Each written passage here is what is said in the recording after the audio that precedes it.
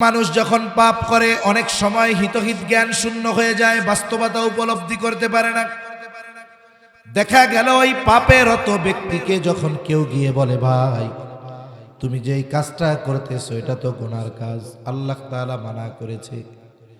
যখন সে জানতে পারে এই কাজটা পাপের কাজ, গুনার কাজ, আল্লাহ বেজার হয়, দেখা যায় তার অন্তর প্রকম্পিত হয়, সে আল্লাহর কাছে তওবা করে গুনাহটা ছেড়ে দেয়। হয় কি হয় না? এরকম হয়।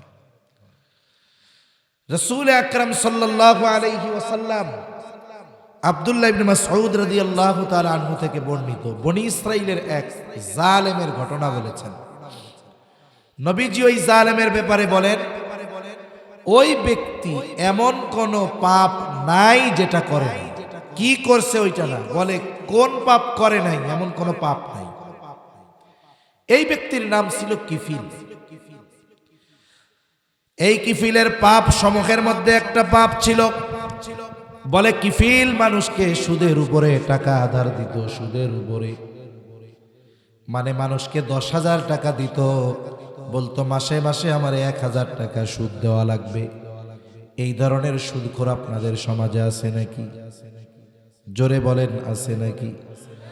আমরা তো মনে করি শুধু মনে হয় ব্যাংকগুলাতেই সুদ। না না, সমাজের মধ্যে এমনও সুদখোর আছে যে 10টা ব্যাংককেও হার মানায় দিবে। ঠিক কিনা বলেন?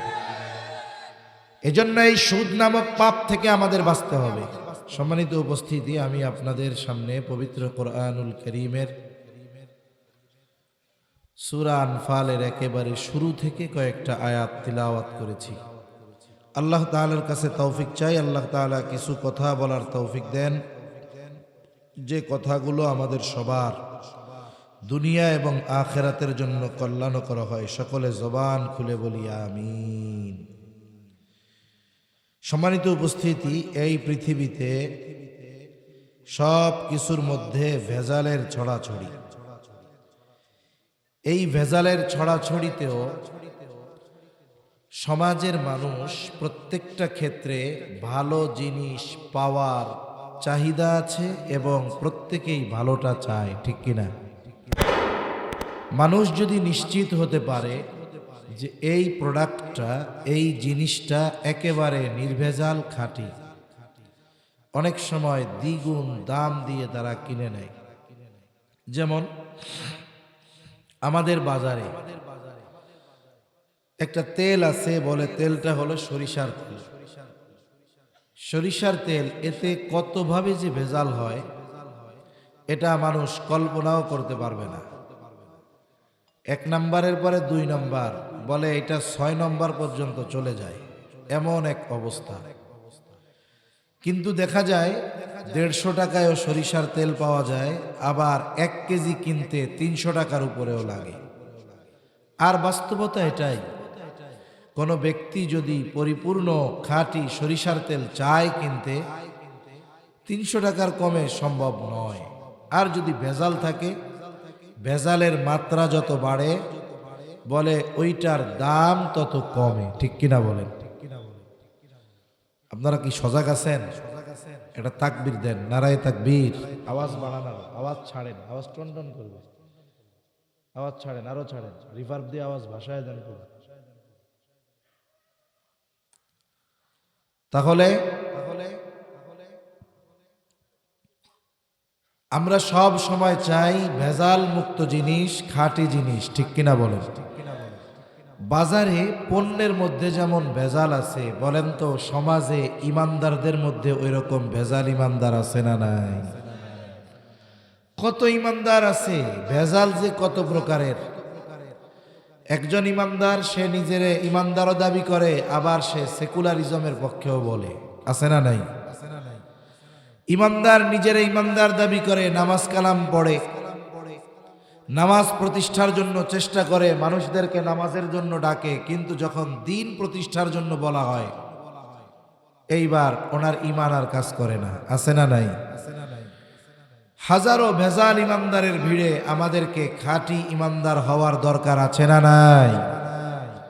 খাঁটি ইমানদার হওয়া এটা নিজের কোনো স্পেশাল যোগ্যতা নয়, এবং এটা দাবির কোনো বিষয় নয়, বরং আল্লাহ সুবহানাহু ওয়া তাআলা কোরআনুল কারীমের মধ্যে কোন ব্যক্তি খাঁটি ঈমানদার আল্লাহ সুবহানাহু ওয়া তাআলা সুন্দরভাবে এর বর্ণনা দিয়ে দিয়েছেন। ওই কোয়ালিটি, ওই গুণ, ওই যোগ্যতা সমূহ যদি তার মধ্যে থাকে তাহলে তাকে বলা লাগবে না যে আমি ঈমানদার, বরং ওই গুণগুলো যদি থাকে, কেউ যদি তাকে খাঁটি ঈমানদার নাও বলে, সে তাও খাঁটি ঈমানদার। ঠিক কিনা বলেন? সব গুণগুলো এক মজলিসে একদিনে আলোচনা করা সম্ভব নয়।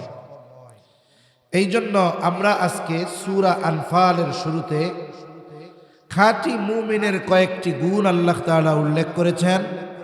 আমরা এই গুণগুলোর ব্যাপারে জানবো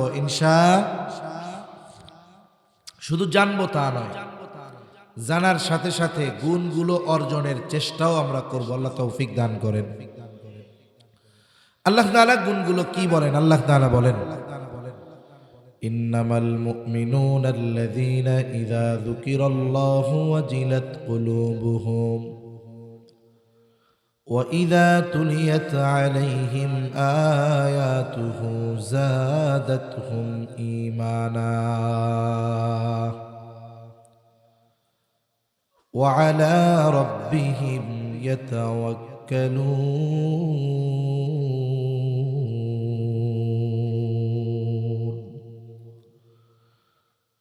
আল্লাহ রাব্বুল আলামিন বলেন, মুমিন কারা? ইন্নামাল মুমিনুনা আল্লাযীনা ইযা যুকিরাল্লাহু ওয়াজিলাত কুলুবুহুম। বলে আসলে মুমিন তো তারা, তাদের সামনে যখন আল্লাহ তাআলার স্মরণ করা হয়, বলে ওয়াজিলাত কুলুবুহুম, তাদের অন্তর প্রকম্পিত হয়ে ওঠে। আল্লাহর কথা যখন তাদের স্মরণ করিয়ে দেওয়া হয়, তাদের অন্তরের মধ্যে ভয় সৃষ্টি হয়ে যায়। দেখা যায় ওই ব্যক্তি যদি পাপাচারেও লিপ্ত থাকে, তখন যদি তাকে আল্লাহর কথা স্মরণ করিয়ে দেওয়া হয়, তার অন্তরে আল্লাহ ভীতি সৃষ্টি হওয়ার মাধ্যমে ওই ব্যক্তি তখন গুনার থেকে ফিরে চলে আসে। এটা কয়েকভাবে হতে পারে। যিকর, এই কোরআনুল কারীমের এক অর্থ হলো যিকর মানে উপদেশ, আবার যিকরের আরেক অর্থ হলো স্মরণ করায় দেওয়া। সেটা কোরআন তিলাওয়াতের মাধ্যমে হোক, আবার পাপের সময় কেউ স্মরণ করায় দেওয়ার মাধ্যমে হোক। দুইটারই উপমা আমি আপনাদের খেদমতে দিব। এক নাম্বার, কোরআন তিলাওয়াতের মাধ্যমেও মানুষের হৃদয়ের পরিবর্তন হয়। মানুষ যখন কোরআনুল কারীমের তিলাওয়াত শুনে হৃদয়ের পরিবর্তন হয়। বলে কেমনে? আপনাদের কক্সবাজার সহ গোটা দেশে এই শীতের সময় অনেক জায়গায় আন্তর্জাতিক কেরাত সম্মেলন হয় কি হয় না? পৃথিবীর বিভিন্ন দেশের কারি সাহেবরা এসে তিলাওয়াত শোনান। সাধারণ মানুষ থেকে নিয়ে সকলে যদি সময় থাকে ওই ধরনের মজলিসে কোরআন তিলাওয়াত শুনে আত্মার তৃপ্তি অর্জন করে, আত্মার প্রশান্তি লাভ করে। বলে কোরআন শুনতে যারা যায় সবাই কোরআন বুঝে এমনটা নয়, সবাই আলেম এমনটা নয়, বরং একজন মূর্খ মানুষ যে কোরআন পড়তেও পারে না, বোঝা তো বহুদূর, ও যখন কোরআনুল কারীমের তিলাওয়াত শুনে বলেন তো তার অন্তরের মধ্যে প্রশান্তি আসে কি আসে না? তার অন্তরে প্রশান্তি আসে কোরআনুল কারীম তিলাওয়াত শ্রবণের মাধ্যমে। আর যদি কোরআন বুঝতে পারে এখানে আল্লাহ তাআলা কি বলতেছে, তাহলে প্রভাবটা কোথায় হয়? বলে যখন আযাবের আয়াত তিলাওয়াত করে কারি, তখন তার অন্তরে আল্লাহর আযাবের ভয় চলে আসে। এজন্য আমরা তো বাংলাদেশের মানুষ, অনেক নামাজি, 40 বছর নামাজ পড়ে, যদি বলি বাবা সূরা ফাতিহার অর্থটা একটু বল, উনি বলবে আপনি একটু বসেন, আমি একটু 1 নাম্বার সেরে আছি, এই কইয়া ভাগবো। ঠিক কিনা বলেন? কিন্তু আরবের মানুষ বলে তাদের ভাষা কোরআনের ভাষা। অনেক সময় দেখা যায় নামাজের সময় পাশে একজন দাঁড়িয়েছে বৃদ্ধ, দেখলে মনে হবে রাস্তা থেকে উঠে আসলো মাত্র, কিন্তু ইমাম যখন তিলাওয়াত করে, তিলাওয়াতের মধ্যে যদি আযাবের কথা থাকে ডুকরে কান্না শুরু করে দেয়। এই যে কোরআনের তিলাওয়াত যখন শুনে তার অন্তর আল্লাহর ভয়ে প্রকম্পিত হয়ে ওঠে। এটা কোরআন তিলাওয়াত শ্রবণ করার মাধ্যমে হতে পারে, অথবা একটা মানুষ যখন অন্যায় করতেছে আর ওই অন্যায়টার ব্যাপারে কোরআনে আল্লাহ তাআলা নিষেধ করেছেন, যখন ওই মানুষটাকে বলা হয় ভাই তুমি এই অন্যায়টা করতেছো, অপরাধটা করতেছো, এটা তো আল্লাহ তাআলা কোরআনে করতে মানা করেছে, যখন তাকে কোরআনের কথা স্মরণ করায় দেওয়া হলো, আল্লাহর কথা স্মরণ করায় দেওয়া হলো, লোকটা ওই কাজ থেকে ফিরে যায়, আল্লাহকে ভয় করে ওই কাজ থেকে তওবা করে সে তখন ভালো হয়ে যায়। আর এক পদ্ধতি হতে পারে আল্লাহর কথা স্মরণ করানোর মাধ্যম। বলে আমার আপনার এলাকায় সব জায়গায় আল্লাহর ঘর মসজিদ আছে না নাই? এখন তো গ্রাম অঞ্চলের একটা ভাঙ্গা মসজিদ, সেখানেও আজান দেওয়ার জন্য মাইক আছে। অনেক জায়গায় ইমাম আছে, মুয়াজ্জিনও আছে। মুয়াজ্জিন থাক আর না থাক, যদি একজনও রাখা হয়, আজানের সময় হলে আজান দেয়, নামাজের সময় হলে নামাজের পড়ায়, ওয়াক্ত হলে সে আজান দেয়। তাহলে মসজিদ থেকে দৈনিক আমাদেরকে 5 বার ডাকা হয় কি হয় না? জোরে বলেন, হয় কি হয় না? কাদের ডাকে? কাফেরদের না ইমানদারদের? দৈনিক 5 বার আজান দেয় মুয়াজ্জিন। বলে অনেক সময় আমরা মনে করি মুয়াজ্জিনের কাজ হলো বেতন দিছি যথা সময় আজান দেওয়া। এলাকার মধ্যে মুয়াজ্জিন যথা সময় আজান দেয়, মসজিদে মুসল্লির খবর নেই, অথচ এলাকায় শত শত মুমিন।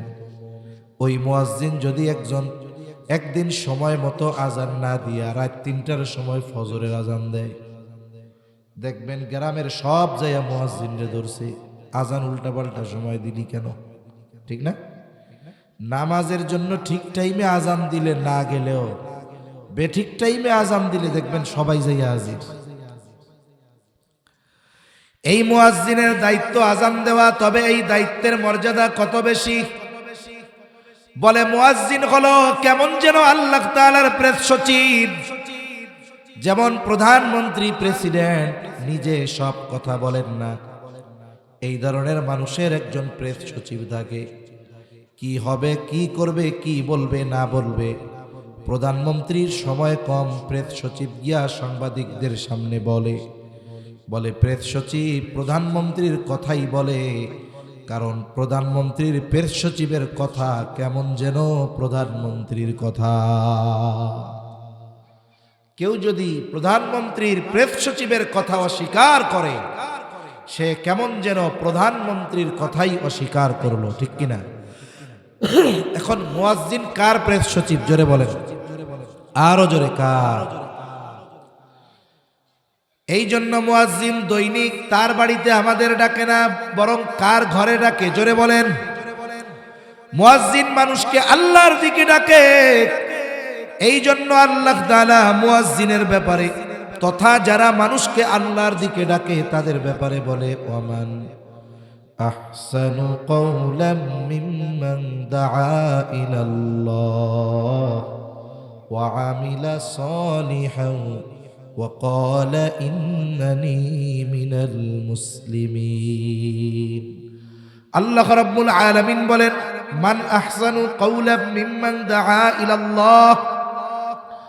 আল্লাহ তাআলা বলেন, তার চাইতে উত্তম আহ্বানকারী আর কে আছে যে মানুষকে আল্লাহর দিকে ডাকে।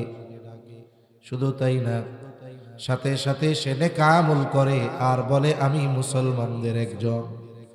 এই মুয়াজ্জিন আমাদের আল্লাহর দিকে ডাকে। প্রকৃত ইমানদার যে যখনই মুয়াজ্জিনের এই আহ্বান তার কানে আসে, সে চিন্তা করে আমাকে তো মুয়াজ্জিন ডাকে নাই, বরং ডাক দিয়েছে কে?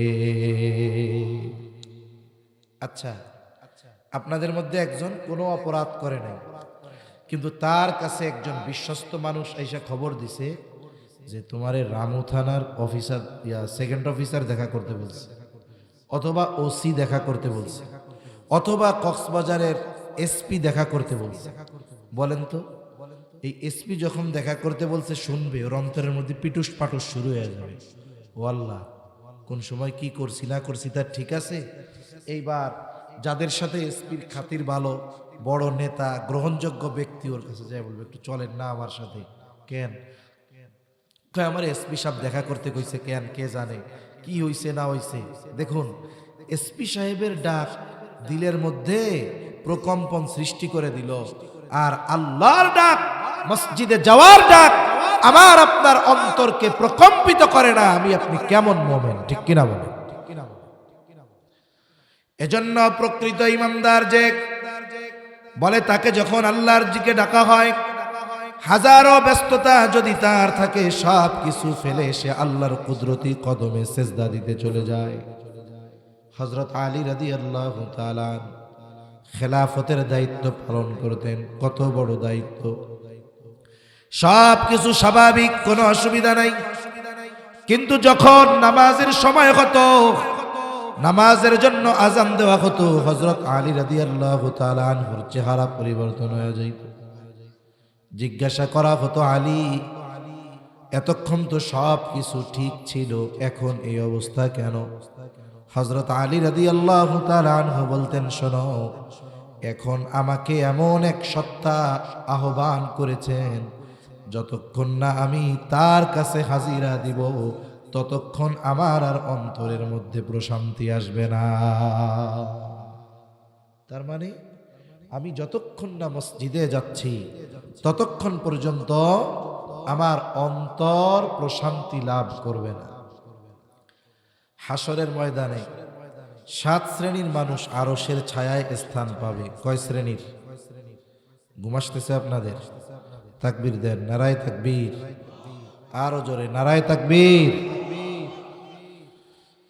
কিয়ামতের দিন নবীজি সাল্লাল্লাহু আলাইহি ওয়াসাল্লাম বলেন, 7 শ্রেণীর মানুষ আরশের ছায়ায় স্থান পাবে। 7 শ্রেণীর মানুষ বলে, ওই দিন আরশের ছায়া ছাড়া আর কোথাও কোনো ছায়া থাকবে না। এই 7 শ্রেণীর মধ্যে এক শ্রেণীর মানুষ হলো, নবীজি সাল্লাল্লাহু আলাইহি ওয়াসাল্লাম বলেন, রাজুলুম কলবুহু মুআল্লাকুম ফিল মাসাজিদ। বলে, ওই ব্যক্তি আরশের ছায়ায় স্থান পাবে যার অন্তর মসজিদের সাথে সম্পৃক্ত ছিল। ওই ব্যক্তি 24 ঘন্টা মসজিদে থাকতো এমনটা নয়, বরং ওই ব্যক্তির হৃদয় মসজিদের সাথে ছিল। বলে, হৃদয় কেমনে থাকে?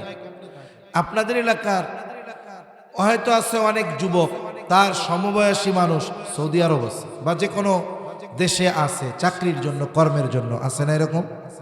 মনে করেন বিকালবেলায় মাঠে ওরা বল খেলতেছে, ব্যাডমিন্টন খেলতেছে, ক্রিকেট খেলতেছে। এই টাইমে ওই প্রবাসী যুবক বন্ধু ওরে ফোন দিছে বা ও ফোন দিছে।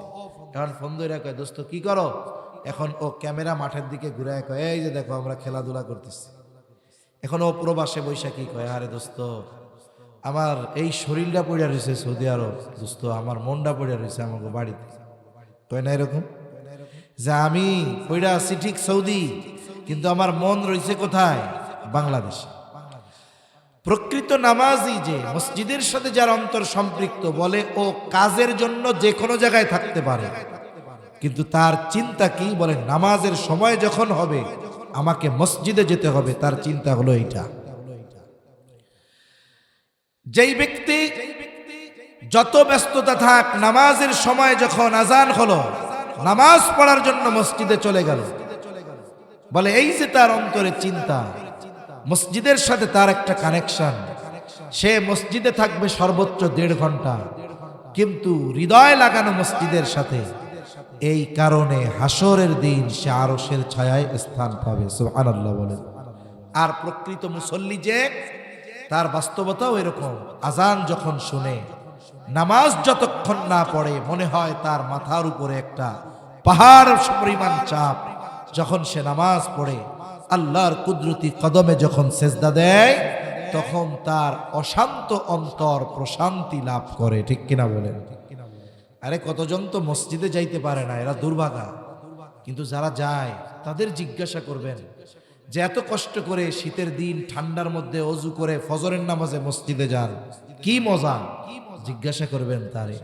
কারণ হাদিসের মধ্যে আসছে বান্দা আল্লাহ তাআলার সবচাইতে নৈকট্য অর্জন করে সেজদার সময়। বলে এই বান্দা যখন সেজদা দেয় তখন তার অশান্ত অন্তরে প্রশান্তি আসে।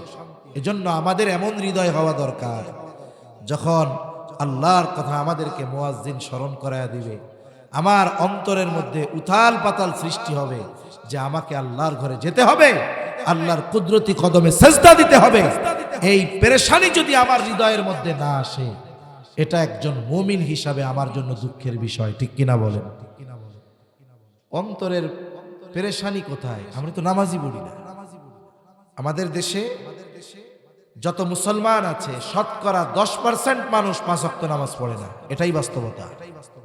মনে রাখবেন, যেই মুসলমান দৈনিক 5 বার আল্লাহর এই ফরজ বিধান কায়েমের জন্য মসজিদে যেতে পারে না, ওই মুসলমান বাতিলের বিরুদ্ধে লড়াই করবে কেমন? যেই মুসলমান ব্যক্তিগত জীবনে নামাজ প্রতিষ্ঠা করতে পারে না, আপনি ওই মুসলমানের দ্বারা রাষ্ট্রীয়ভাবে ইসলাম প্রতিষ্ঠার আশা করেন কেন? ঠিক কিনা বলেন? কষ্ট পাচ্ছেন কোথায়? একজন মুমিন নামাজ পড়ে না, এটা তো সাহাবায়ে কেরাম চিন্তাও করতে পারত না। যে একজন ইমামদার সে নামাজ পড়ে না, এটা চিন্তাও করতে পারত না। ওনারা যদি নামাজের সময় কাউকে বাইরে দেখতেন, মনে করতেন এটা কাফের, আর নাইলে নাপাকি আছে, আর নাইলে অমুসলিম, এছাড়া অন্য কিছু হতে পারে না। একজন নামাজি নামাজের সময় বেহুদা বসে থাকবে, এটা তারা কল্পনাও করতে পারত না। কিন্তু আল্লাহ আমাদেরকে ডাকেন বারবার মসজিদে, আমরা এখন যাচ্ছি না, কিন্তু একদিন আমি যাব, কিন্তু সেই দিন আমার যাওয়া আর আমার জন্য কোনো কাজে আসবে না।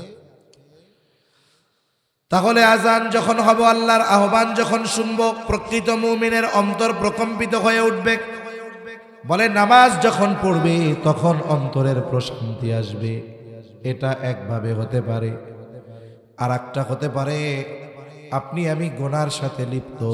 বলে যখন কোনো মানুষ পরিপূর্ণ পাপের সাথে জড়িয়ে যায়, শয়তান তখন তার বিবেকের দরজা ক্লোজ করে দেয়।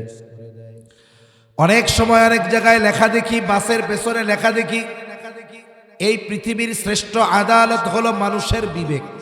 এটা শুনতে ভালো লাগে, কিন্তু এটা বাস্তব নয়। মানুষের বিবেক যদি সবসময় ঠিক থাকতো, তাহলে সমাজে চুরি হতো না, ডাকাতি হতো না, দুর্নীতি হতো না, জেনা ব্যভিচার হতো না, অন্যের হক মানুষ নষ্ট করতো না। ঠিক কিনা বলেন? তার মানে বিবেক কিছু কিছু সময় অকেজ হয়ে যায়। অকেজ কে করে? বলে শয়তান করে। চোর যখন চুরি করে তার বিবেক তখন অকেজ হয়ে যায়। দর্শক যখন দর্শন করে তার বিবেক অকেজ হয়ে যায়। ডাকাত যখন ডাকাতি করে তার বিবেক অকেজ হয়ে যায়। তার মানে বোঝা গেল মানুষের বিবেক শ্রেষ্ঠ আদালত নয়। এজন্য মানুষ যখন পাপ করে অনেক সময় হিতহিত জ্ঞান শূন্য হয়ে যায়, বাস্তবতা উপলব্ধি করতে পারে না। দেখা গেল ওই পাপের রত ব্যক্তিকে যখন কেউ গিয়ে বলে, ভাই তুমি যে এই কাজটা করতেছো এটা তো গুনার কাজ, আল্লাহ তাআলা মানা করেছে। যখন সে জানতে পারে এই কাজটা পাপের কাজ, গুনার কাজ, আল্লাহ বেজার হয়, দেখা যায় তার অন্তর প্রকম্পিত হয়, সে আল্লাহর কাছে তওবা করে গুনাহটা ছেড়ে দেয়। হয় কি হয় না? এরকম হয়। রাসূল আকরাম সাল্লাল্লাহু আলাইহি ওয়াসাল্লাম আব্দুল্লাহ ইবনে মাসউদ রাদিয়াল্লাহু তাআলা আনহু থেকে বর্ণিত বনি ইসরাইলের এক জালেমের ঘটনা বলেছেন। নবীজি ওই জালেমের ব্যাপারে বলেন, ওই ব্যক্তি এমন কোন পাপ নাই যেটা করে নাই।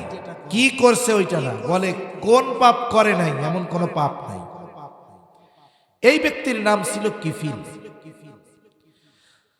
এই কিফিলের পাপ সমূহের মধ্যে একটা পাপ ছিল, বলে কিফিল মানুষকে সুদের উপরে টাকা আধার দিত। সুদের উপরে মানে মানুষকে 10,000 টাকা দিত, বলতো মাসে মাসে আমার 1,000 টাকা সুদ দেওয়া লাগবে। এই ধরনের সুদখোর আপনাদের সমাজে আছে নাকি? জোরে বলেন, আছে নাকি? আমরা তো মনে করি শুধু মনে হয় ব্যাংকগুলাতেই সুদ। না না, সমাজের মধ্যে এমনও সুদখোর আছে যে 10টা ব্যাংককেও হার মানায় দিবে। ঠিক কিনা বলে? এজন্য এই সুদ নামক পাপ থেকে আমাদের বাঁচতে হবে। মনে রাখবেন, সুদ হলো এমন এক পাপ যেটা কখনো বৈধ হওয়ার সুযোগ নাই, জায়েজ হওয়ার কোনো সুযোগ নাই। এবং এই সুদখোর যারা, এদের ব্যাপারে ইসলাম কঠিন হুঁশিয়ারি দিয়েছে। যেহেতু আমি সুদের উপরে আলোচনা করতেছি না, ওইদিকে যাব না। মনে রাখতে হবে, সুদের সাথে আমরা জড়াবো না, কোনো সংশয়ের মধ্যে আমরা যাব না। আল্লাহ তৌফিক দান করেন, বলি আমিন। জালেম কিফিল মানুষকে সুদের উপরে টাকা দিত। একদিন একজন বিধবা সুন্দরী নারী অভাবের তাড়নায় চলে এসেছে জালেম কিফিলের কাছে। এসে বলে, কিফিল, আমারে কিছু টাকা ধার দাও। দেখবেন যারা সুদের কারবারি করে, কোনো মানুষ যদি বিপদে পড়ে তাদের কাছে কিছু টাকা ধার চাই, দিবে না। আপনি গিয়া বলবেন, চাচা 1000 টাকা দেন, বিকালে দিয়ে দিব। ও এমন ভাব ধরবে, আপনার মন চাইবে পকেটে কিছু থাকলে ওরে দিয়ে আসি। আর একজন ওই পাশ দিয়া পাঠাবেন, যেইতে তুন সুদের উপরে কিছু কিছু টিয়া লইয়াই। আপনাদের ভাষাতে এরকম বলবে না? এবার যাই কেবল, ঠিক আমারে কিছু টাকা তুমি সুদের উপরে দাও, মাসে মাসে লাভ দিব। দেখবেন লুঙ্গির কোমর থেকে, গোসা থেকে খুইলা টাকার বান্ডিল দিয়া বলবে, কত লাগবো তত নে। ঠিক কিনা বলেন? এজন্য যারা সুদি কারবারির সাথে জড়ায়, আখেরাতের শাস্তি তো আছেই। আল্লাহ তাআলা দুনিয়ায় তার চারিত্রিকগত কিছু পরিবর্তন দেয়। একটা কি বলে, তার হৃদয় কঠোর হয়ে যায়, রুক্ষ হয়ে যায়, জবানের ভাষা খারাপ হয়ে যায়, চেহারার নূর চলে যায়। অনেক মানুষ আছে দেখতে কিন্তু কালো, কিন্তু লোকটা ভালো, দিনদার, নামাজি, কালো হলেও চেহারার মধ্যে একটা উজ্জ্বলতা আছে। কিছু মানুষ দেখবেন পাপী, তার চামড়া সুন্দর, কিন্তু একটু নজর দিয়া দেখবেন ওই চেহারার মধ্যে কেমন যেন রুক্ষতা আর কর্কশতা। ঠিক কিনা বলেন? জালেম কিফিল বলে, মহিলা, আমি কাউরে এমনে টাকা দেই না, আমি সুদের উপরে টাকা দেই। আমার কাছ থেকে যদি টাকা নিতে হয়, টাকার বিনিময়ে লাভ দিতে হবে। মহিলা এবার বলে, কিফিল, আমি দরিদ্র মানুষ, টাকার প্রয়োজন। আমি যদি সুদের লাভ দিতে পারতাম, তাইলে কি তোমার কাছে টাকা চাইতে আসতাম নাকি? কিফিল বলে, সুদের লাভ যদি না দিতে পারো, তাইলে টাকা নেওয়ার দরকার নাই। মহিলার টাকাটা খুব প্রয়োজন ছিল। যেহেতু জালেম কিফিল এমন কোন পাপ নাই সে যেটা করে না। সুদের কারবারি শুধু নয়, এই জালেম কিফিলের ব্যভিচার করারও বদভ্যাস ছিল। এইবার মহিলার চেহারার দিকে তাকায়া কিফিল বলে, শোনো, তুমি যদি সুদের লাভ না দিতে পারো, লাভের বিনিময়ে আমার সাথে জিনায় লিপ্ত হবা। হাদিসের মধ্যে আসছে, কাদাল ফাকিরু আইয়াকুনা কুফরা, দরিদ্রতা মানুষকে কুফুরি পর্যন্ত পৌঁছায়া দেয়। একটা মানুষ অভাবের তাড়নায় অনেক সময় কুফুরিও করে ফেলতে পারে। আমি জানি না কতটুকু সত্য, শুনেছি আর কি। এই যে রোহিঙ্গাদের মধ্যে অনেকে আছে, আমি শুনছি, এর বাস্তবতা আমার জানা নাই, কিন্তু অনেক বিশ্বস্ত মানুষের কাছ থেকে শুনেছি যে রোহিঙ্গাদের মধ্যে অনেকে জাগতিক কিছু ফ্যাসিলিটির জন্য, ইউরোপে পাড়ি জমানোর জন্য, আমেরিকায় পাড়ি জমানোর জন্য, একটু আরো ভালো থাকা খাওয়ার জন্য খ্রিস্টান মিশনারির ফাঁদে পা দিয়ে ঈমান হারা হয়ে যাচ্ছে। আবার দেখুন, একেবারে উত্তর পশ্চিম অঞ্চল, সেই লালমনিরহাট, ওই অঞ্চলে কিছু জায়গা আছে এতটাই প্রত্যন্ত অঞ্চল, যেই সব জায়গাতে আমাদের মতো শহুরে মানুষের জন্য যাওয়া অসম্ভব। না আছে সেইখানে কোনো রাস্তাঘাট, না আছে কোনো চিকিৎসা সুবিধা, না আছে খাবার দাবারের সুবিধা। এমন জায়গায় তাদের বসবাস, অতি গরমেও কষ্ট, অতি ঠান্ডায়ও কষ্ট, বর্ষায়ও কষ্ট, না হইলেও কষ্ট। এ মানুষগুলো রাষ্ট্রীয় সুযোগ সুবিধা বঞ্চিত। আমাদের দেশের মানুষ কতটুকু তাদের চাহিদা পূরণ করতে পারবে? কিন্তু ইসলাম বিদ্বেষী যারা, এরা মানুষদেরকে নিজেদের দিকে আনার জন্য অনেক সম্পদ ব্যয় করে। কত ব্যয় করে বলে দেখেন, পৃথিবীর এক সময় ধারাবাহিকভাবে প্রায় 10-11 বছর এই পৃথিবীর সবচাইতে বড় ধনী ছিলেন বিল গেটস। এখনো এক একটা কম্পিউটার বিক্রয় হলে ওইখানের একটা টাকার অংশ তার অ্যাকাউন্টে চলে যায়। এত বড় ধনী, সে তার গোটা জীবনের অর্ধেকের বেশি সম্পদ দাতব্য প্রতিষ্ঠানে দিয়ে দিয়েছে। ওখান থেকে কি হয়? বলে মানুষের সেবায় ওরা ব্যয় করে ঠিক, কিন্তু ঈমান কিনে নেয়। ওরা কি করবে? এনজিও গুলো বেসরকারি ভাবে ওই প্রত্যন্ত অঞ্চলে যেখানে হসপিটাল নেই ওখানে হসপিটাল বানাবে, যেখানে স্কুল নেই ওখানে স্কুল বানাবে, মানুষদেরকে সেবা দিবে। এরপরে আস্তে আস্তে ওই মানুষগুলোর হৃদয়ে ঢুকবে, তাদেরকে বলবে তোমরা তো দরিদ্র, তোমার ছেলেটারে লেখাপড়া যদি শেখাতে পারো তুমি টাকা পয়সার মালিক হয়ে যাও, আমাদের এখানে প্রাইমারি পর্যন্ত পড়াও। এরপরে তুমি শহরে যদি ছেলেকে পড়াতে চাও খরচ পাবা কোথায়? আস্তে আস্তে তাদেরকে তাদের দিকে ডাইভার্ট করে সন্তানকে উচ্চ শিক্ষায় পাঠায় দিল ঢাকা। এই দিক দিয়া 14 গোষ্ঠীর ঈমান কিনে নিয়েছে। আর সাধারণ মানুষগুলো এই দরিদ্রতার কারণে, অভাবের কারণে কিছু টাকার বিনিময়ে তাদের ঈমানকে বিক্রয় করে দিচ্ছে। আল্লাহ তাআলা হেফাজত করুন বলিয়া আমিন।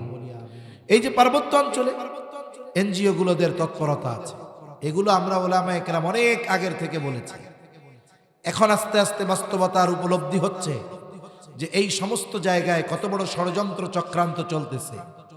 একেবারে ফেনী থেকে নিয়ে এই পাশে যত পার্বত্য জেলা আছে এগুলোকে বাংলাদেশ থেকে বিচ্ছিন্ন করে জুমল্যান্ড নামে নতুন এক রাষ্ট্র প্রতিষ্ঠার চক্রান্ত ষড়যন্ত্র চলতেছে, ঠিক কিনা বলেন?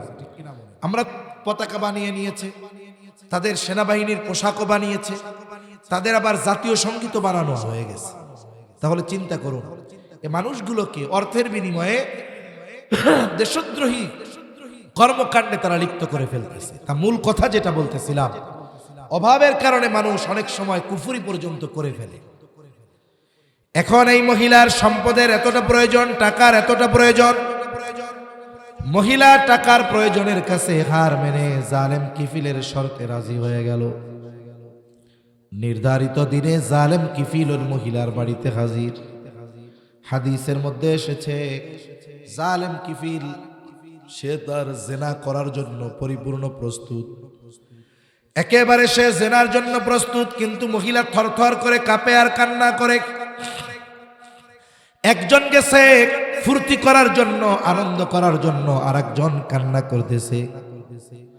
এবার কিফিল মহিলাকে বলে, মহিলা তুমি কাঁপো কেন, কান্না করো কেন? আমি কি তোমাকে জোর জবরদস্তি করেছি নাকি? তুমি তো নিজে শর্তে রাজি হয়ে আমার থেকে টাকা গ্রহণ করেছো, তাহলে এখন কান্না করো কেন? এইবার মহিলা বলে, কিফিল আমি জীবনে কোনোদিন এই ধরনের পাপে জড়াই নাই। ও কিফিল, শুধুমাত্র অভাবের কারণে তোমার শর্তে রাজি হয়েছি কিফিল, আমি কোনোদিন এমন পাপে জড়াই নাই। আমি আল্লাহর ভয়ে কান্না করতেছি রে কিফিল। আমার তো ভয় হয় আমি যদি তোমার সাথে জেনা করার পরে আজকে মারা যাই, আল্লাহ তাআলার সামনে একজন ব্যভিচারিণী হিসেবে আমাকে হাজির হওয়া লাগবে। কিফিল বলে, কোনোদিন করো নাই? বলে না। তাহলে রাজি হইছো কেন? বলে অভাবের কারণে। ভয় পাইতেছো কেন? বলে আল্লাহর ভয়ে, আল্লাহর ভয়ে। এতটুকু কথা কিফিলের অন্তরে পৌঁছায় গেছে। বলে কিফিল কেমন জালেম? বলে এমন কোনো পাপ নাই সে করে নাই। মহিলা স্মরণ করায় দিছে আল্লাহর ভয়ে কান্না করি। হয়তো কিফিল এবার চিন্তা করে, আখারে আমার জীবনে এমন কোনো পাপ নাই, আমি করি নাই। আর মহিলা এখনো পাপ করে নাই, অভাবের কারণে পাপ করতে সে বাধ্য হচ্ছে। আল্লাহর ব্যাপারে তার এত ভয়, এই চিন্তা কিফিলের অন্তরের মধ্যে প্রকম্পন সৃষ্টি করে দিল। দিলের অবস্থা পরিবর্তন হয়ে গেল। কিফিল পোশাক পরিধান করে মহিলাকে বলে, মহিলা যেহেতু তুমি আল্লাহর ভয়ে কান্না করো, শুনে নাও, আমি তোমাকে যেই 60 দিরহাম দিয়েছিলাম এটা মাফ করে দিলাম, সাদাকা করে দিলাম। আর তুমি শুনে নাও, আজকে থেকে আমি আর কোনোদিন আল্লাহর নাফরমানি করব না। অন্তরের পরিবর্তন কেমনে হইল? বলে ওই যে কইছে আল্লাহর ভয়ে কান্না করি, এতটুকু কথা তার অন্তরের মধ্যে পরিবর্তন এনে দিয়েছে। হাদিসের মধ্যে আসছে কিফিল এবার বাড়িতে চলে গেল। বাড়িতে ঘটনাক্রমে রাতের বেলায় কিফিল মারা গেল। কিফিলের এই তাওবার কথা দুনিয়ার কেউ জানে না, জানে কে? জোরে বলেন। আল্লাহ তাআলা জানে। কিফিলরে তো সবাই জানে ও জালেম। বলেন তো জালেম বললে মানুষ খুশি হয় নাকি বেজার হয়? আরো জোরে, খুশি না বেজার? মাঝে মধ্যে আমরা দেখি ফেসবুকের মধ্যে টক বকে এক যুবক মোটর সাইকেল চালাতে গিয়ে হাইওয়েতে ট্রাকের সাথে ধাক্কা খেয়ে ওটা মরে গেছে। দুঃখজনক ঘটনা না? কিন্তু ফেসবুকের কমেন্টসের মধ্যে শুধু লেখা আলহামদুলিল্লাহ, আলহামদুলিল্লাহ, আলহামদুলিল্লাহ। কেন লেখছে রে? মানুষ মরলে তো ইন্না লিল্লাহ কওয়ার দরকার, সবাই আলহামদুলিল্লাহ কয়ে জ্ঞান। আর একজন কমেন্টসের মধ্যে করে বলে, শোনেন ভাই, ও মরছে আমরা বাঁচছি, মানুষগুলারে জ্বালায় খাইছে, ক্ষমতার অপব্যবহার করেছে, অমুক দলের পাতি নেতা ছিল, এই জন্য মরছে, আরো আগে মরলে ভালো হইতো। বলেন তো এ জীবন কেমন জীবন? মানুষ মরার পরে আলহামদুলিল্লাহ কয়। আফসোস তার জন্য, ঠিক কিনা বলেন? এজন্য কবি কত সুন্দর কথা বলে, তুমি যেদিন এসেছিলে ভবে, কেঁদেছিলে তুমি, হেসেছিল সবে, এমন জীবন তুমি করিও গঠন, মরণে হাসিবে তুমি, কাঁদিবে ভুবন। আল্লাহ এমন জীবন আমাদের দান করেন, সকলে বলি আমিন। আমার আপনার মৃত্যুতে কোনো ভালো মানুষ যেন আলহামদুলিল্লাহ না বলে।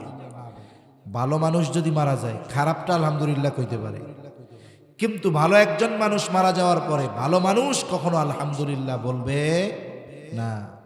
আমার জীবন, আমাদের জীবনটা যেন এমন হয়, আমি মারা যাওয়ার পরে কোনো ভালো মানুষ যেন আমার মৃত্যুতে খুশি না হয়। কিফিলের তাওবার খবর তো কেউ জানে না, এই জন্য সবাই বলে জালেম মরছে, ভালো হইছে, ভালো হইছে। কিন্তু রাতের বেলায় কিফিল আল্লাহর ভয়ে তাওবা করেছে, আল্লাহ তাআলার কাছে তাওবাও কবুল হয়ে গিয়েছে। কিফিলের দরজার উপরে আল্লাহ তাআলা কুদরতি ভাবে লিখে দিয়েছেন, কদ গফারাল্লাহু লিল কিফল। আল্লাহ তাআলা কিফিলকে ক্ষমা করে দিয়েছে। একটু চিন্তা করে দেখেন, আল্লাহর ভয়ের কথা তার সামনে যখন একজন স্মরণ করায়া দিল, আল্লাহর কথা স্মরণ করায়া দিল, অন্তরের পরিবর্তন কি? বলে আল্লাহর ভয়ে অন্তরে কম্পন। তাওবা করেছে, এমন কোনো পাপ নাই সে করে নাই। বলে এই অন্তরের প্রকম্পন, আল্লাহর ভয় তার তাওবা নসিবের কারণ হয়ে গেল। আল্লাহ তাআলা তাকে তার প্রিয়দের তালিকায় অন্তর্ভুক্ত করে নিলেন। এজন্য যখনই কোনো বিষয়ের জন্য আমাকে আল্লাহর কথা স্মরণ করায় দেওয়া হবে, কোনো বিষয়ের জন্য, কেন বললাম? নামাজের জন্য আজানের মাধ্যমে আল্লাহকে স্মরণ করায় দিবে। গুনাহ করার সময় আল্লাহর শাস্তির কথা মনে করায় আমাকে কেউ ওই কথা স্মরণ করায় দিবে। অন্যান্য যত বিষয় আছে, আল্লাহর কথা যখন আমাকে স্মরণ করাবে, আমি যদি প্রকৃত মুমিন হই, তাহলে আমার হৃদয় আল্লাহর ভয়ে প্রকম্পিত হবেই, ঠিক কিনা বলেন? তাহলে এক নাম্বার গুণ মুমিন তো সে, বলে আল্লাযীনা ইযা যুকিরাল্লাহু ওয়াজিলাত কুলুবুহুম।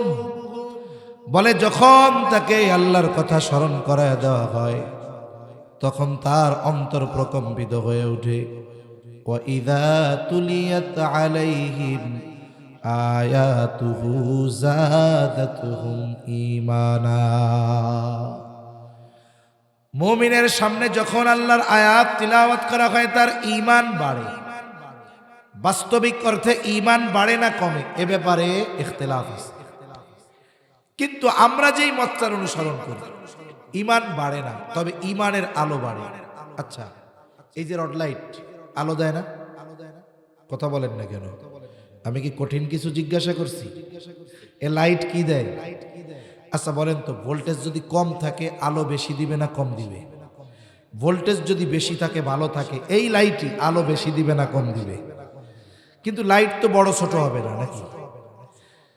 ঈমান এক জায়গায় থাকে।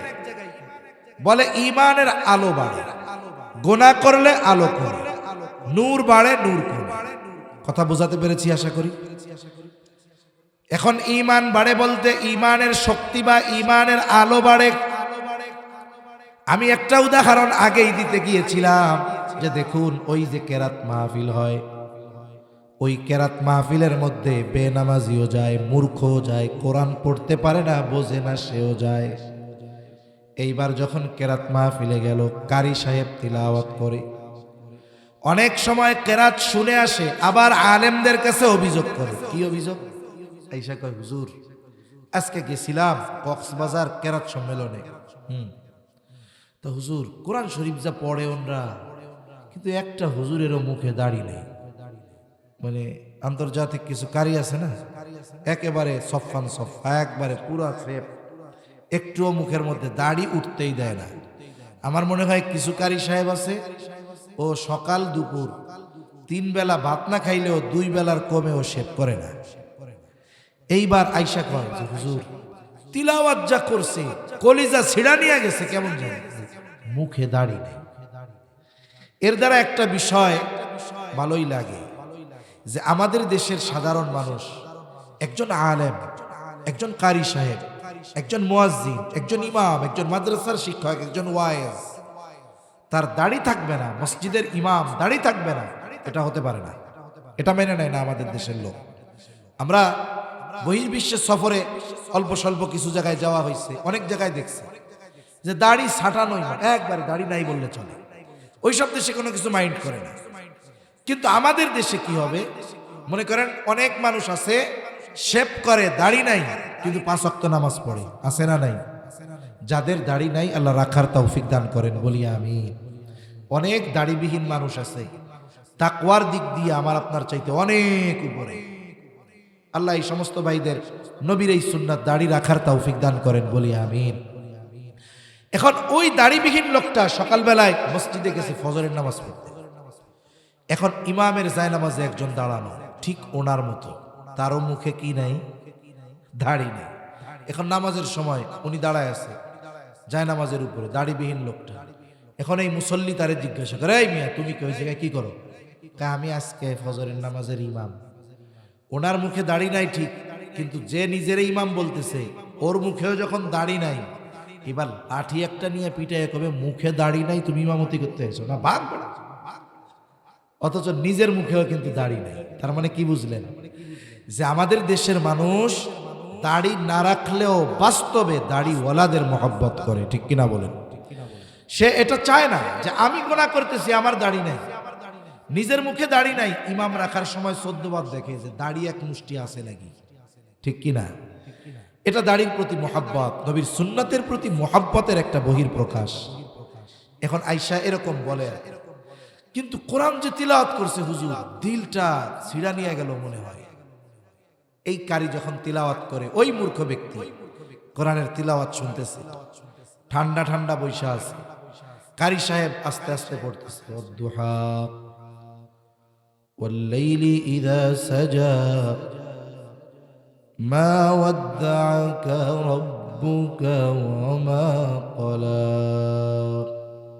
এরকম ঠান্ডা ঠান্ডা পড়ে না প্রথম, এরপরে কি করে, শ্বাস একটা নিয়ে এইরকম দেয় কানে আঙ্গুল। এইবার শ্রোতা কি বুঝে বলেন তো? একটা টান হবে সেই রকম, ঠিক কিনা বলেন? এবার যখন কারি সাহেব লম্বা এক টান দেয়, উনার তিলাওয়াত যত এক শ্বাসে দীর্ঘ হয়, উপস্থিত যত শ্রোতা আছে সবার অন্তরের মধ্যে ঢেউ শুরু হয়ে যায়। কারি সাহেব যখন সর্বশেষ এক টানে তার তিলাওয়াত শেষ করে, কোরআন না বুঝুক, পড়তে না পারুক, ওই মানুষটাও তখন জবান খুলে বলে উঠে আল্লাহু আকবার। বলে কি বলে না? এটা বলল কিসের প্রভাবে? কিসের প্রভাবে? কোরআন তিলাওয়াত শ্রবণের প্রভাবে। এজন্য বাস্তবিক অর্থ হলো এইটা, প্রকৃত মুমিন যখন কোরআনের তিলাওয়াত শুনে অথবা কোরআনের আলোচনা শুনে, তার ঈমানের পাওয়ার বাড়ে, ঈমানের আলো বেড়ে যায়। আপনি এখানে কোরআনের কথা শোনার পরে যদি সন্ধ্যার অবস্থা আর এখনের অবস্থার মধ্যে পরিবর্তন না হয়, তাহলে আমি আপনি কপাল পোড়া। আমি আপনি নামাজ পড়তাম না কথার কথা, কিন্তু এখান থেকে কোরআনের কথা শুনে যাবার পর যদি নামাজ পড়ার ইচ্ছা আমার মধ্যে জাগ্রত না হয়, আমি আপনি অনেক গুনাহ করতাম, কিন্তু কথা শ্রবণ করার পর গুনাহ ছাড়ার ইচ্ছা যদি আমার মধ্যে না হয়, তাহলে বুঝতে হবে আমার আপনার অন্তরে পচন ধরে গিয়েছে। আর প্রকৃত মুমিন সে কোরআনের তিলাওয়াত শুনুক আর কোরআনের কথা শুনুক, এর দ্বারা তার অন্তরের মধ্যে প্রভাব বিস্তার হয়, তার ঈমানি পাওয়ার বাড়ে। ঠিক কিনা বলেন? যখন আমরা জিহাদের বয়ান করি, সাহাবায়ে কেরাম জিহাদের ময়দানে নিজেদের জীবনকে কেমন ভাবে উৎসর্গ করে দিয়েছেন, এই কথা যখন শুনি আমাদের হৃদয়ে কি মনে হয়? ওই পরিস্থিতি যদি আমারও সামনে আসে, আমি আমার জীবনকে আল্লাহর দ্বীনের জন্য উৎসর্গ করে দিব। ঠিক কিনা বলেন? এটা অন্তরে আসলো কেন? বলে ঈমানের আলো বাড়ছে, পাওয়ার বাড়ছে, এই জন্য। তাহলে আল্লাহ তাআলা বলেন, وَإِذَا تُلِيَتْ عَلَيْهِمْ آيَاتُهُ زَادَتْهُمْ إِيمَانًا। তাদের সামনে যখন আল্লাহর আয়াত সমূহ তিলাওয়াত করা হয়, তাদের ঈমান বৃদ্ধি পায়। 3 নাম্বার গুণ আল্লাহ তাআলা বলেন, وَعَلَى رَبِّهِمْ يَتَوَكَّلُونَ। প্রকৃত মুমিন সর্ব অবস্থায় ভরসা করে কার উপরে? সাহাবায়ে কেরামের যে তাওয়াক্কুল, নবী রাসূলদেরটা তো সুপার স্পেশাল। ওই পর্যায়ের তাওয়াক্কুল অর্জন করা আমাদের জন্য অসম্ভব। সাহাবায়ে কেরামের সমপরিমাণ তাওয়াক্কুল অর্জন করা অসম্ভব। এরপরেও তাদের তাওয়াক্কুলের অবস্থাটা বলতেছি। তাওয়াক্কুল মানে সব কিছুর ব্যাপারে ভরসা করা কার উপরে? আবার মনে রাখবেন, আল্লাহ রাসূল সাল্লাল্লাহু আলাইহি ওয়াসাল্লাম তাওয়াক্কুলের উসুল বলে দিয়েছেন। আপনি যদি এই কথা চিন্তা করেন যে আগুন ধরছে ওইখানে, আমি আগুনের মধ্যে যাই, আল্লাহ ভরসা। আপনি আগুনের মধ্যে ঝাঁপ দিয়া যদি কোন আল্লাহ ভরসা, কাজ হবে? কারণ আল্লাহ তাআলা দুনিয়ার নিজাম দিয়েছে, আগুনের মধ্যে গেলে আমাকে আগুন পুড়িয়ে দিবে। এজন্য নবী বলেন, তোমরা তোমাদের উট গাছের সাথে বাঁধবা, সাথে সাথে আল্লাহর উপরে ভরসা করবা। এজন্য আপনি সমুদ্রে ঝাঁপ দিয়া যদি কোন আল্লাহ যা করে, সাঁতার পারি না তাতে কি, এটা আত্মহত্যার শামিল হবে, এটা করা যাবে না। তবে সেই মানের তাওয়াক্কুল যারা অর্জন করতে পেরেছে, আমরা যদি ওই মানের তাওয়াক্কুল অর্জন করতে পারতাম, পৃথিবীর অনেক কিছু আমাদের জন্য সহজ এবং সম্ভব হয়ে যেত। আসমান থেকে সরাসরি সাহায্য আমাদের জন্য নেমে আসত। যেমন বদরের জিহাদে মুসলমানদের সংখ্যা 313। কয়জন? জোরে বলেন। কাফেরদের 1000। কত বলেন? 1000 সশস্ত্র কাফের, আর মুসলমানদের নিরস্ত্র 313 জন। বলে যদিও সংখ্যায় কম, অস্ত্রে কম, জনবল কম, কিন্তু এই 313 জনের এমন ঈমান, এমন তাওয়াক্কুল, ওই পর্যায়ের তাওয়াক্কুল, এই জন্য এই 313 জন নিরস্ত্র মানুষ আল্লাহর উপরে তাদের কনফিডেন্স, ভরসা এত বেশি ছিল যে আল্লাহর জন্য যখন 1000 সশস্ত্র কাফেরের বিরুদ্ধে লড়াই করেছে, আল্লাহ সুবহানাহু ওয়া তাআলা 1000 সশস্ত্র সৈন্যের বিরুদ্ধে 313 জন গড়ে নিরস্ত্র মানুষকে বিজয় দান করেছে। কে? আল্লাহ বিজয় দান করেছে। তাহলে মুমিন সর্ব অবস্থায় ভরসা করে কার উপরে? জোরে বলেন। আল্লাহর উপরে ভরসা করবে। এরপরে আল্লাহ রাব্বুল আলামিন বলেন, আল্লাযীনা ইউকিমুনাস সালাতা ওয়া মিম্মা রাযাকনাহুম ইউনফিকুন। এখন অনেক মুমিন আছে আল্লাহকে বিশ্বাস করে, নবীকে বিশ্বাস করে, কিন্তু নামাজ পড়ে না। এই বেনামাজি মুমিন আছে না নাই? আরো জোরে আছে না নাই? আমরা সবাই তো খাঁটি মুমিন হতে চাই। খাঁটি মুমিন হতে চাই কি চাই না? আরে শুনেন, খাঁটি মুমিন যদি হওয়া যায়, শুধু কি আখেরাতে লাভ, দুনিয়ায় লাভ আছে না নাই? একটু পরেই বলি, যদি খাঁটি মুমিন হই লাভ কি? আসলে আমাদের চিন্তাধারার মধ্যে পছন্দ ধরছে। আমরা মনে করি যে নামাজ, রোজা, ইসলাম মেনে চলা, এর দ্বারা মনে হয় শুধু আখেরাতে ফায়দা পাওয়া যাবে। না না, আমার ব্যক্তিগত জীবনে, আমার পারিবারিক জীবনে, আমার সামাজিক জীবনে, আমার রাষ্ট্রীয় জীবনে যদি ইসলাম প্রতিষ্ঠা হয়ে যায়, আল্লাহর কসম এর সুফল সমাজের প্রত্যেকটা মানুষ ভোগ করবে, ঠিক কিনা বলেন?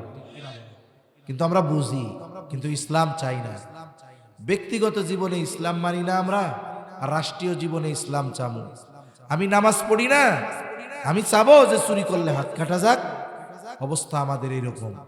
এজন্য ইসলাম সর্বখানে প্রতিষ্ঠিত হোক, আমরা চাই তো ইনশাআল্লাহ। সব জায়গায় ইসলাম প্রতিষ্ঠিত হোক, এটা যদি বাস্তবে চাই, প্রথম আমাকে নিজেকে পরিপূর্ণ ইসলামের মধ্যে ইনক্লুড হতে হবে, অন্তর্ভুক্ত হতে হবে। এ নির্দেশ কার? কিন্তু আফসোস, নিজে ইমানদার দাবি করে নামাজ পড়ে না, এটা দুঃখের বিষয়। এজন্য আগের থেকে জেহেনে কথাটা আসলো বলি, ইসলামী যুব কল্যাণ পরিষদ, তার মানে এই পরিষদটা বা এই সংগঠনটা যুবকদের দ্বারা পরিচালিত। আমার যুবক ভাইদেরকে আমি বলবো, শুনুন, আগামী বিশ্বের নেতৃত্ব আপনাদের দিতে হবে। আপনি হয়তো জানেন না, আপনি চিন্তা করতেছেন আজকে যেই যুবক পড়তেছে রামু কলেজে বা স্কুলে অথবা কোনো মাদ্রাসায়, ও যে আগামী দিন এদেশের নেতৃত্ব দিবে না, এর কোনো নিশ্চয়তা আছে? আল্লাহ চাইলে এই বাংলাদেশের এক প্রান্ত কক্সবাজারের রামু থেকে নিয়ে বাংলাদেশের শাসন কার্য পরিচালনার দায়িত্ব তার হাতে তুলে দিতে পারেন কি পারেন না? নিজেকেও গড়ে তোলা দরকার ওই রকম। সেজন্য আমার যুবক ভাইদের প্রতি অনুরোধ থাকবে যে আপনারা শুধু একটা মাহফিল দিয়েই দায়িত্ব শেষ করবেন না, ইসলামকে শুধু মাহফিলের মধ্যে সীমাবদ্ধ রাখবেন না। আপনাদের এলাকার মধ্যে এরিয়া যতটুকু আপনাদের, কমপক্ষে এই এরিয়ার মধ্যে সর্বত্র ইসলাম প্রতিষ্ঠার প্রচেষ্টা আমার যুবক ভাইয়েরা যদি করে, ইনশাআল্লাহ একটা ইসলামী পরিবেশ এখানে হতে পারে কি পারে না? এলাকার সব যুবক যদি আমার মা বোনদেরকে এই কথা উদ্দেশ্য করে বলে যে অন্য এলাকার কথা দূরে থাকলো, আমার এলাকার যত নারী পুরুষ আছে, এরা নারী আছে, এরা কেউ বেপরদায় চলতে পারবে না। আমার এলাকার মধ্যে কোনো দোকানের মধ্যে টেলিভিশনে নাচ গান চলবে না। আমাদের এলাকার মধ্যে কোনো বিবাহকে কেন্দ্র করে মাইকে গান বাজতে পারবে না। আমার এলাকায় কোনো অনইসলামিক কার্যক্রম চলতে পারবে না। যুবকরা যদি স্ট্রং হয়ে যায়, বুড়ারা এমনি শুয়ে পড়বে, ঠিক কিনা বলেন? কিন্তু আমার যুবক ভাইদেরকে উদ্বুদ্ধ করার মতো লোক নাই, এদেরকে বলার মতো লোক নাই, এদের মধ্যে যে আগামীর নেতৃত্ব দেওয়ার সম্ভাবনা লুকিয়ে আছে, এটা ওদেরকে বলার মতো, বোঝানোর মতো কেউ নাই।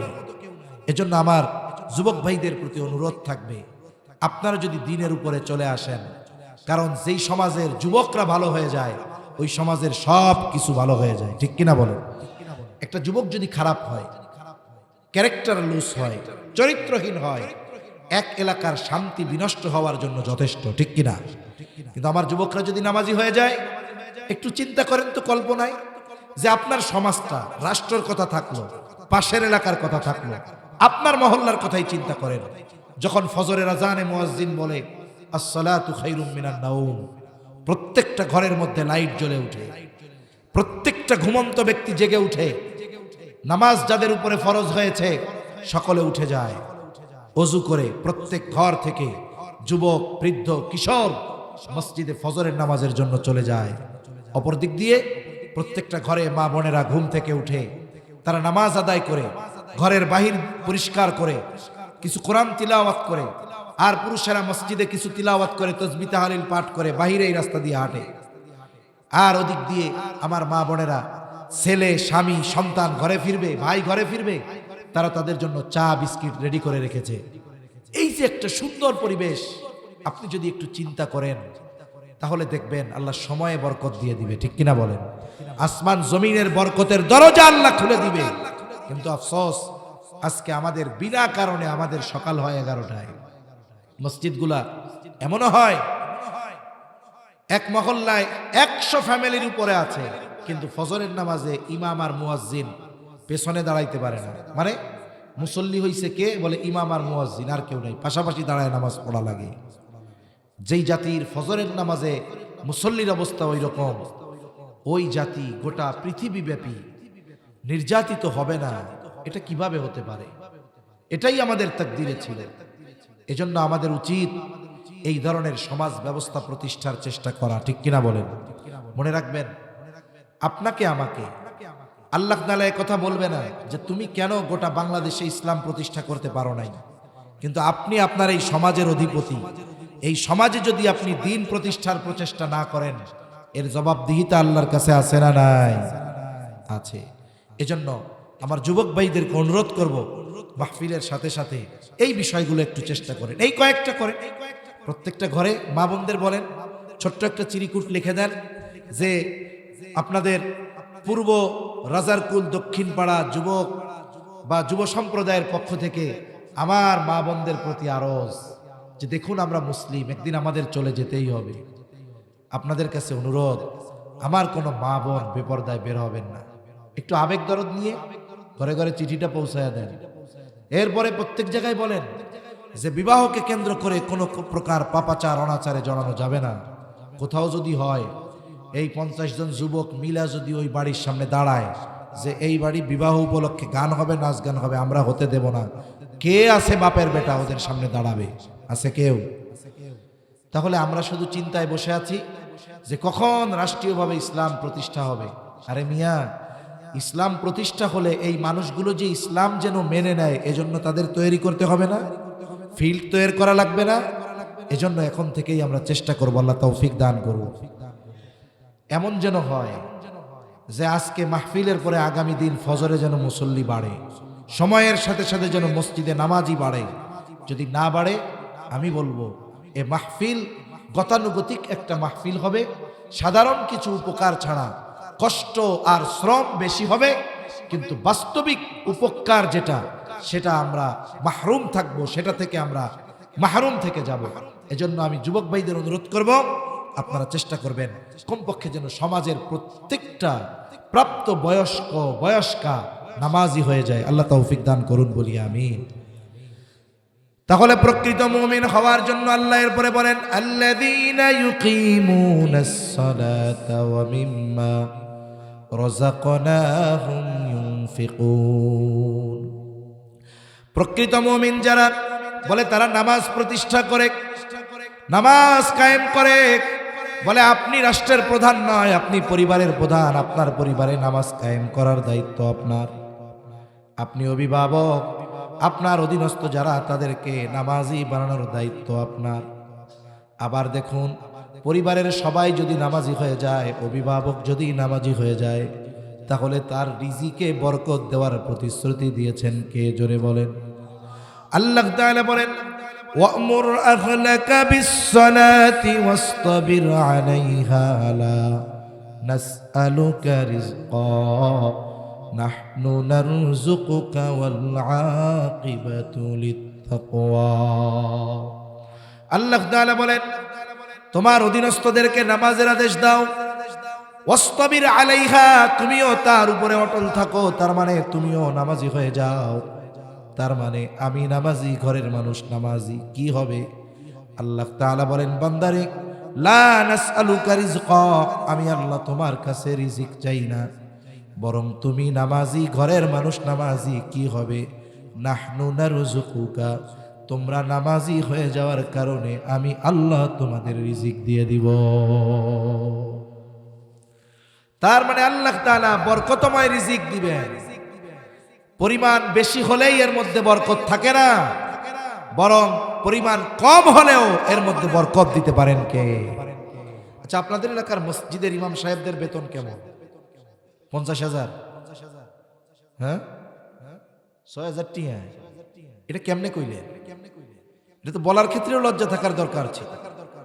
একজন ইমাম, আপনার আমার জীবনের সবচাইতে বড় গুরুত্বপূর্ণ ইবাদত আমি যার উপরে চাপায় দিয়েছি, তার বেতন দৈনিক 200 টাকা। বলেন তো, এই সমাজে 200 টাকা দিয়ে আধা বেলার জন্য জমিনে কামলা নিবেন? আছে? কত লাগে? 500 কমে নাই, ও জমিনেই হাত দিবে না।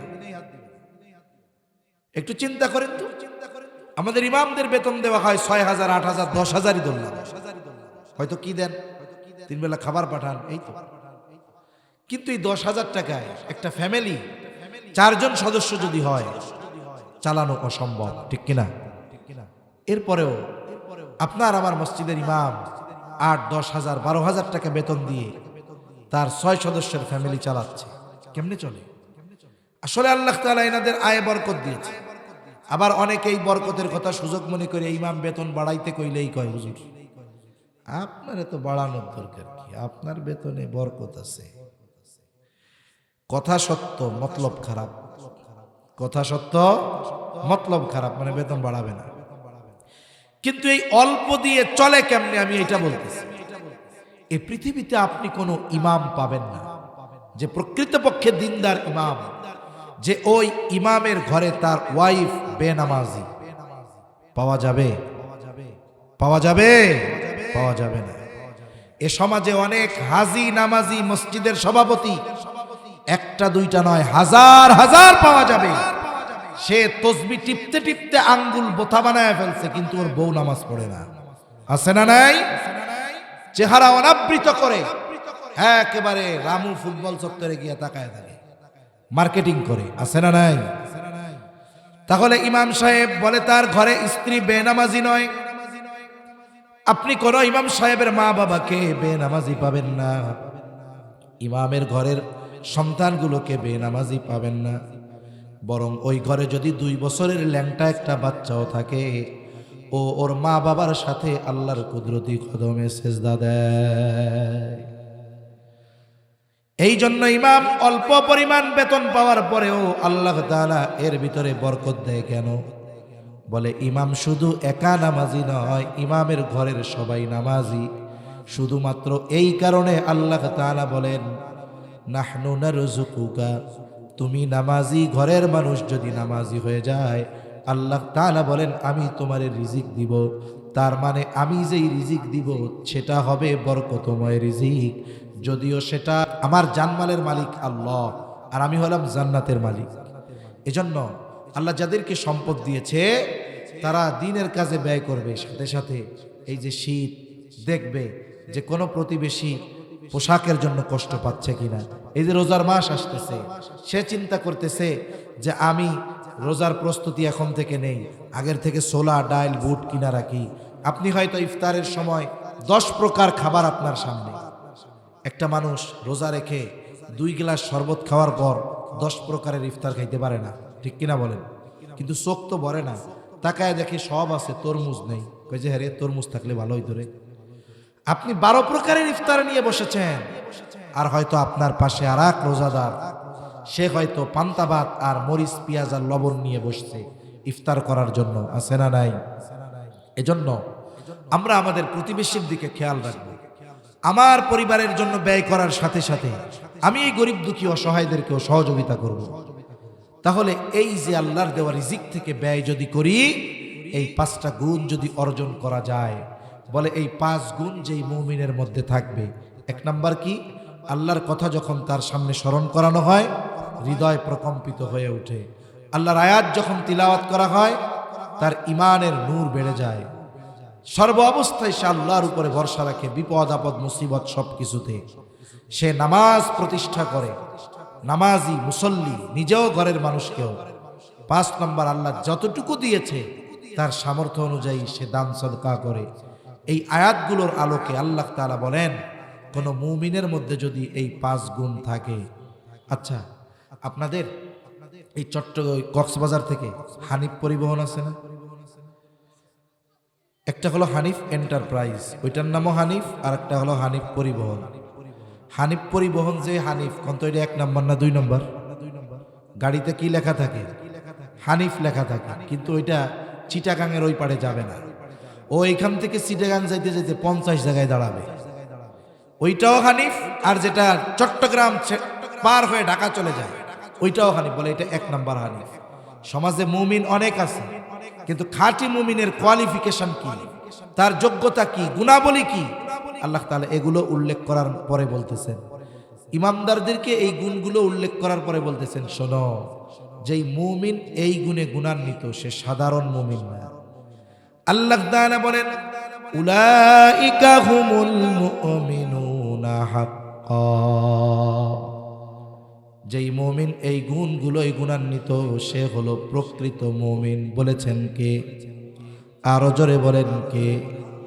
এখন প্রকৃত মুমিন আল্লাহ তাআলা তার জন্য স্পেশাল কিছু সুযোগ দিয়েছেন, খবর দিয়েছেন। প্রকৃত মুমিনের ফ্যাসিলিটি কি আল্লাহ তাআলা এই আয়াতগুলোর আলোকে বলেন। প্রকৃত মুমিন যে এক নাম্বার, তার ব্যাপারে আল্লাহ তাআলা বলেন লাহুম দারাজাতুন ইনদা রাব্বিহিম। এই প্রকৃত মুমিন যে আল্লাহ রাব্বুল আলামিন তার নিকটে তার সম্মানকে সমুন্নত করে দিবে। দুই নাম্বার ওয়ামাগফিরাহ, খাঁটি মুমিনকে আল্লাহ তাআলা মাফ করে দিবে। তার মানে এক নাম্বার তার সম্মান আল্লাহ বাড়ায় দিবে, দুই নাম্বার তার পাপগুলো আল্লাহ মাফ করে দিবে, তিন নাম্বার যেটা নিয়ে দুনিয়ার মানুষ সবচাইতে বেশি চিন্তা করে, রিজিক নিয়ে, উপার্জন নিয়ে, জীবন উপকরণ নিয়ে, আল্লাহ তাআলা বলেন বান্দারে খাঁটি মুমিন হয়ে যাও, আমি আল্লাহ প্রকৃত সম্মান বাড়াবো। আমি আল্লাহ তোমার গুনাহগুলো মাফ করে দেওয়ার সাথে সাথে আমি আল্লাহ তোমাকে ওয়ারিজকুম কারীম, সম্মানজনক রিজিক আল্লাহ তাআলা দান করবে। শুনেন, মানুষ রিজিক সম্মানের সাথেও পায়, অসম্মানের সাথেও পায়। কিছু কর্ম আছে যেগুলোর মাধ্যমে সে রিজিক উপার্জন করে, কিন্তু সেখানে কোনো সম্মান নাই। যেমন কথার কথা, জুতা কালি করা, এটা হারাম কাজ বলার সুযোগ নেই, কিন্তু বলেন তো এই কর্মটাকে কি সম্মানজনক কর্ম ধরা হয়? ও মাসে যদি 60,000ও ইনকাম করে, আপনার মসজিদের ইমামের বেতন ওই কাকুর কথা 6,000ই দেন। মুসি ইনকাম করে 60,000, ইমাম ইনকাম করে 6,000। বলেন তো সম্মান কততে? 6,000-এ সম্মান, 60,000-এ সম্মান নাই, বেশি হইতে পারে। এজন্য আল্লাহ তাআলা বলেন রিজিক তো দিবই, সম্মানের সাথে রিজিক দিব, অসম্মানের সাথে নয়, বেইজ্জতির সাথে নয়। তাহলে বলুন, যদি কোনো ব্যক্তি ইমানদার এই তিন বিষয়ের নিশ্চয়তা পেয়ে যায় যে তার গুনাহগুলো মাফ করে দেওয়া হবে, সমাজে তাকে সম্মানিত করা হবে, জীবন উপকরণ যা দরকার সম্মানের সাথে তার অর্জিত হবে, বলেন তো এই লোকটার দুনিয়ায় আর কিছু দরকার আছে নাকি? জোরে বলেন দরকার আছে। কিন্তু আফসোস, আমরা ইসলাম থেকে দূরে। আমরা যদি প্রকৃত পক্ষে প্রকৃত ইমানদার হতে পারতাম, এই সমাজে সম্মানিত থাকতে পারতাম, আল্লাহ গুনাহগুলো মাফ করতেন, আল্লাহ তাআলা আমাদের সম্মানজনক রিজিক দান করতেন। এখন বলেন, আমরা যদি এই আয়াতের আলোকে নিজেদেরকে খাঁটি মুমিনে পরিণত করি, শুধু কি আখিরাতের লাভ না দুনিয়ারও লাভ আছে? জোরে বলেন। দুনিয়ার লাভ আছে, এটা আমি বলছি না আল্লাহ বলছে। দুনিয়ার লাভ যে আছে, কোনো সন্দেহ আছে? তাহলে কেন আমি আপনি বসে আছি? কেন আমি আপনি মসজিদে যাই না? কেন আমি আপনি আল্লাহর প্রতি ভরসা করি না? কেন আমি আপনি যা পকেটে আছে এখান থেকে অল্প হলেও কেন দুস্থদের জন্য সহযোগিতার হাত বাড়াই না? কেন আমি কোরআন তিলাওয়াত করি না? কেন মুয়াজ্জিনের আযান কানে আসার পরেও মসজিদে যাই না? এই প্রশ্ন আপনি আপনাকে করবেন, কারণ আমার দায়িত্ব আপনার কাছে পৌঁছিয়ে দেওয়া, পিটাইয়া পরিবর্তন করার দায়িত্ব আমার নয়। এটা আপনি আপনার কাছে জিজ্ঞাসা করেন, যেই মালিক আমাকে বানালেন, ইমানের মতো দৌলত দিলেন, প্রতিটা শ্বাস প্রশ্বাসে যার নেয়ামত ভোগ করতেছি, এই মালিক এত কিছু আমাকে দিলেন, অথচ আমি কেন এই মালিকের আহ্বানে সাড়া দিয়ে মসজিদে যাই না? এই প্রশ্ন আপনি আপনাকে করবেন যে কেন যাই না। এই কেনর উত্তর যদি বের করতে পারেন, আশা করা যায় আজকের আলোচনার আলোকে জীবন পরিচালনা করা আমাদের জন্য কঠিন হবে না। বলেন ইনশাআল্লাহ। আল্লাহ সুবহানাহু ওয়া তাআলা আমাদের সবাইকে প্রকৃত মুমিন হওয়ার তৌফিক দান করেন, বলি আমিন। ওয়া আখিরু দাওয়ানা আনিল হামদুলিল্লাহি রাব্বিল আলামিন। আসসালামু আলাইকুম ওয়া রাহমাতুল্লাহি ওয়া বারাকাতুহু। করে দেব। আচ্ছা, আমরা দুরূদ শরীফ পড়ি। একটু ঠান্ডাও আসা শুরু হয়েছে। এদিক উত্তর নাকি না দক্ষিণ? এদিক পূর্ব না? হ্যাঁ, এই জন্য একটু ফাঁকা আছে তো, ঠান্ডা আসা শুরু হচ্ছে। আমার তো ঠান্ডা শুরুর থেকে